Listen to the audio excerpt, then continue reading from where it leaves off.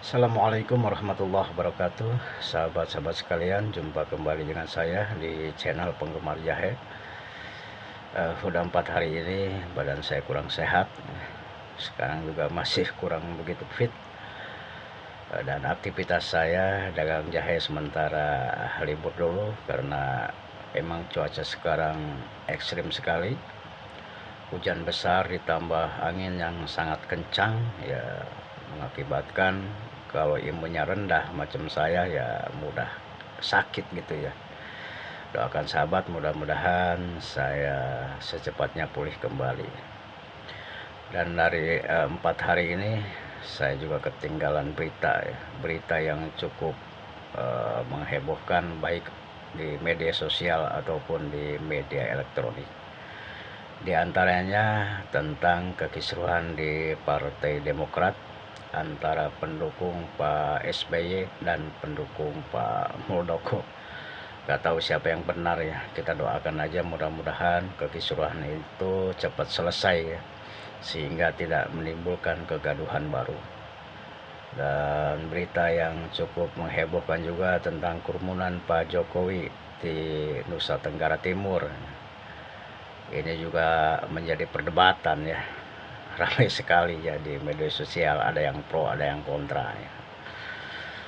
Nah, kemudian juga berita yang masih hangat ini tentang penembakan karyawan di Cafe Cengkareng oleh oknum polisi yang mengakibatkan 4 orang jatuh korban, diantaranya 3 orang meninggal dunia dan 1 orang masih dirawat di rumah sakit. Tapi berita yang mengejutkan bagi saya yaitu tentang izin ya investasi miras di Indonesia.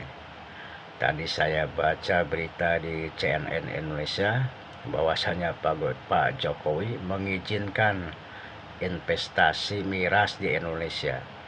Artinya miras ini berarti dilegalkan ya, karena investasi itu pasti bikin pabriknya, bikin mirasnya, dan kemudian diedarkan juga. Yang mungkin awal ini akan diedarkan katanya di Papua dan NTT ya, yang emang di daerah ini muslimnya minoritas ya gitu. Tapi menurut saya ini sangat disayangkan sekali ya, karena miras ini emang sangat berbahaya. Saya sebagai muslim ya otomatis menentang kebijakan ini, walaupun ini diedarkan di minoritas muslim gitu.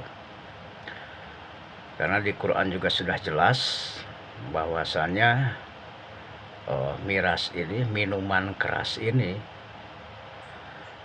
adalah perbuatan syaitan ya. Rijsun min amali syaitan, berarti najis dan perbuatan syaitan.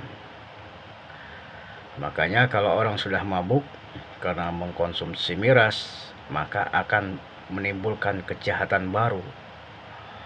Gak sedikit orang yang mabuk bisa membunuh, bisa memperkosa, bisa merampok. Itu emang kenyataan yang ada. Makanya kalau bisa ini jangan sampai ya. Dan saya juga heran ini kenapa bisa diizinkan ya. Emang gak ada investasi yang lain gitu, yang baik gitu. Kan Pak Wapres itu kiai ya. Masa sih ngizinin investasi miras? Kan jelas-jelas sangat berbahaya ini.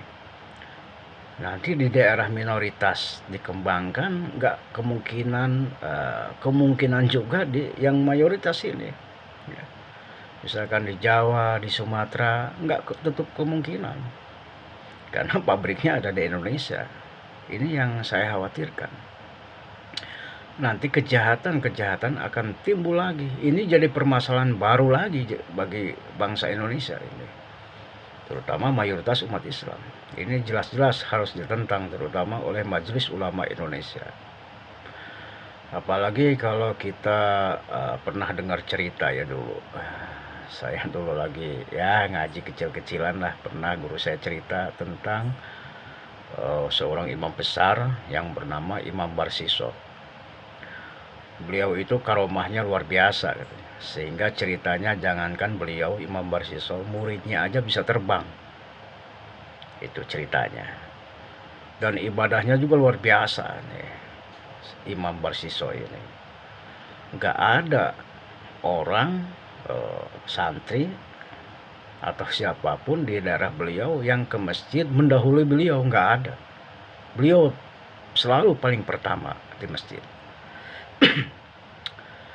Ini iblis cemburu nih, iblis selalu menggoda Imam Barsiso ini. Kemudian dia menjelma jadi seorang manusia. Si iblis masuk ke masjid lebih awal dari Imam Barsiso.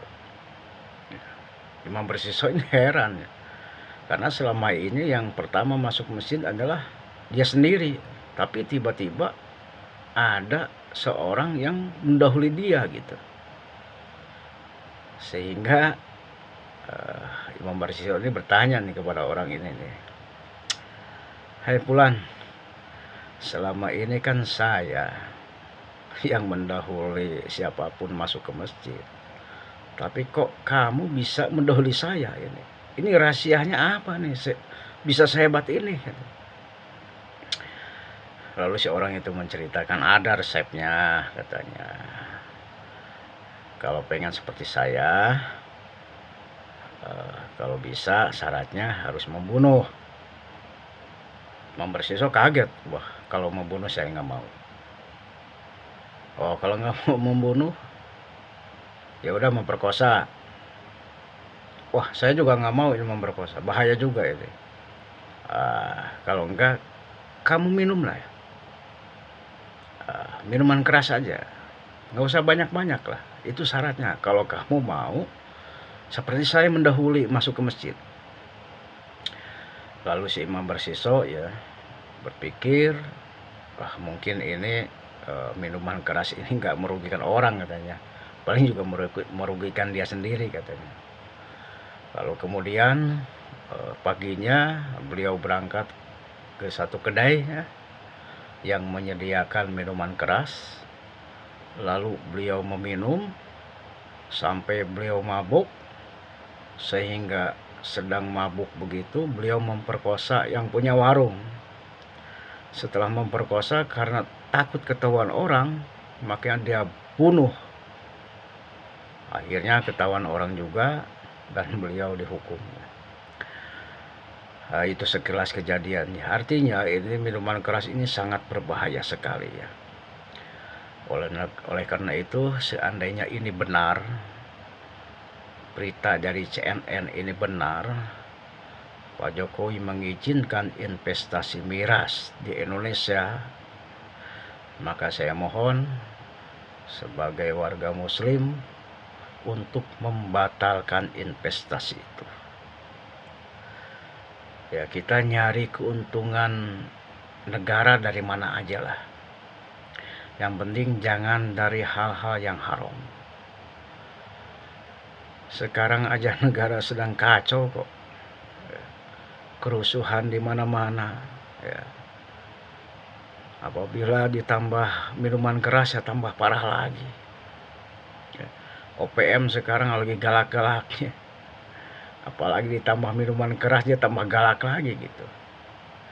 Jadi saya mohon apabila ini benar-benar terjadi, mohon dibatalkan Pak.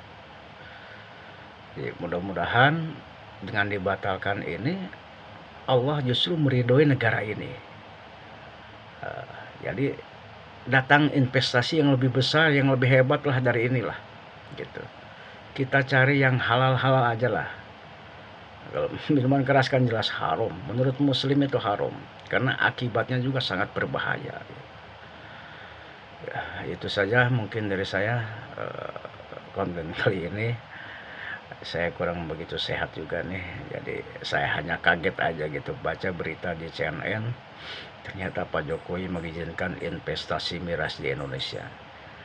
Ya, kita berdoa mudah-mudahan investasi ini tidak terjadi sehingga minuman keras tidak beredar di negara Indonesia, di daerah apapun ya, mau di Papua kayak mau di NTT kayak mau di mana, yang penting janganlah, karena ini berbahaya sekali lah. Nah, mudah-mudahan Allah Subhanahu wa Ta'ala juga mencurahkan rahmatnya kepada kita semua, memberi ampunan kepada kita semua, sehingga negara ini Allah jadikan negara yang baldatun thayyibatun warabun ghafur. Itu saja, kurang lebihnya mohon maaf. Assalamualaikum warahmatullahi wabarakatuh.